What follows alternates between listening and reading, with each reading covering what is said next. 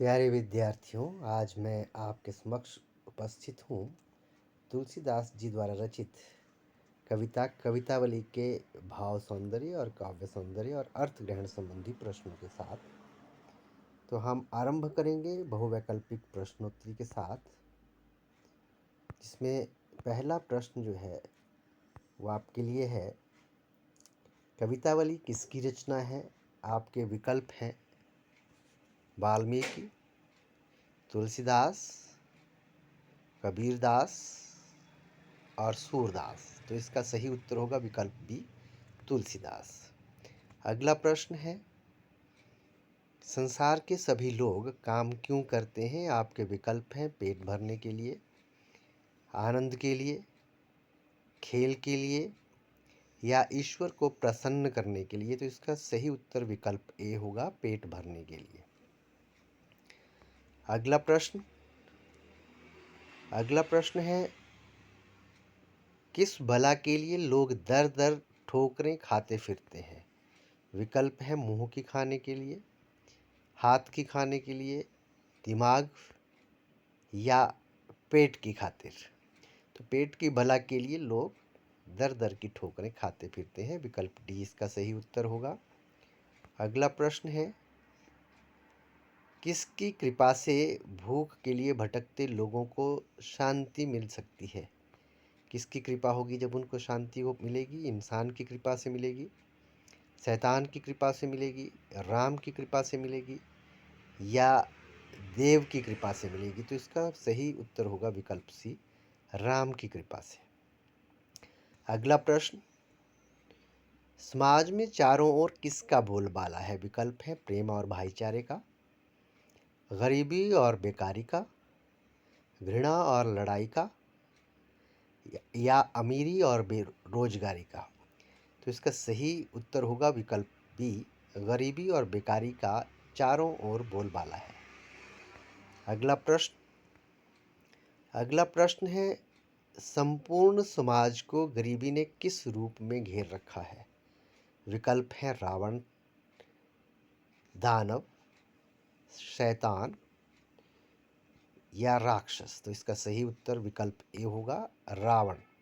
रावण के रूप में संपूर्ण समाज को गरीबी ने रावण के रूप में घेर रखा है। अगला प्रश्न है, वेदों और पुराणों के अनुसार संकट के समय कौन सहायता करता है?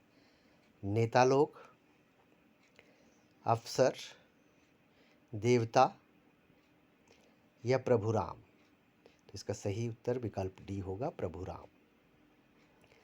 अगला प्रश्न है, कवितावली में कौन सा छंद है?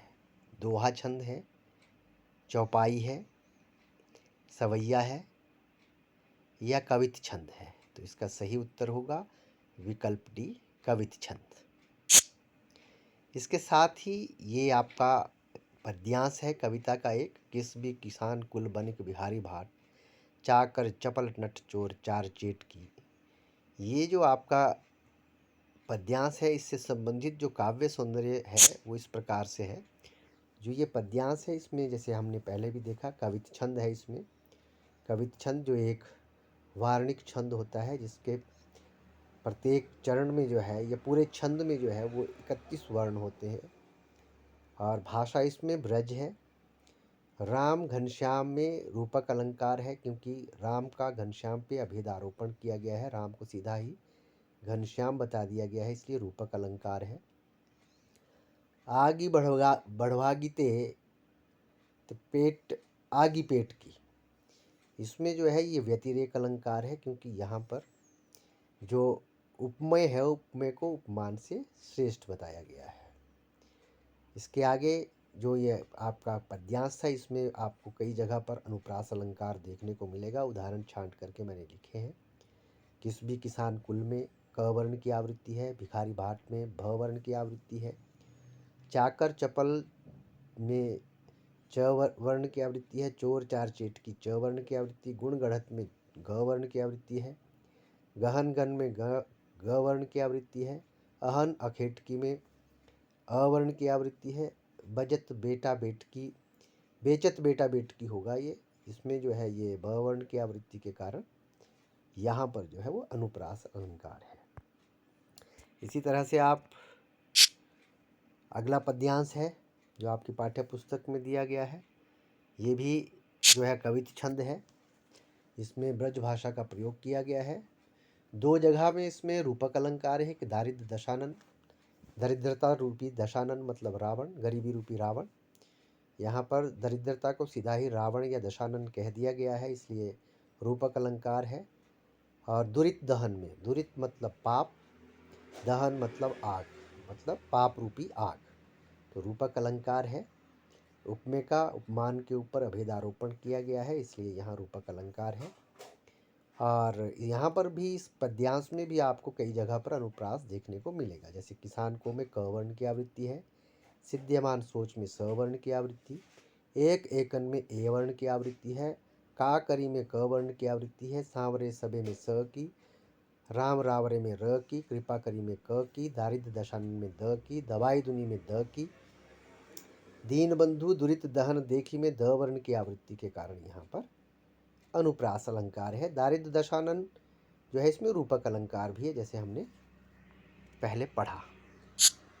इसके पश्चात ये कविता का अंतिम पद्यांश है जो एक सवैया छंद है, और इसमें जो लैबो को एकु न देबो को दो, मतलब किसी से एक का से कुछ ना लेना है, ना किसी को दो देने हैं। ये एक मुहावरा है जिसका हम हिंदी में भी या सामान्य जो भाषा है उसमें भी इस मुहावरे का इस्तेमाल कई बार करते हैं। सामान्यतः इस मुहावरे का प्रयोग देखने को मिलता है जो कवि ने यहाँ पर ब्रज भाषा में इस सवैये में किया है। भाषा ब्रज ही है, बाकी मस्जिद में सोने की बात कवि ने कही है जो उनकी उदारता को और समरसता का परिचय देता है। समरसता समन्वयता की बात कर रहा है, समन्वय सबको बराबर करना, मिलाना, तो यहाँ हिंदू और मुस्लिम को एक करने की बात वो कर रहे हैं। बाकी अनुप्रास की छटा यहाँ पर देखने को मिलती है। कहो को में क वर्ण की आवृत्ति है, काहू की और कहे कछु में क वर्ण की आवृत्ति के कारण यहाँ पर अनुप्रास अलंकार है। तो ये इससे कविता से संबंधित इस प्रकार के प्रश्न परीक्षा में आपसे पूछे जा सकते हैं। तो आज के लिए इतना ही। आपका सभी का बहुत बहुत धन्यवाद।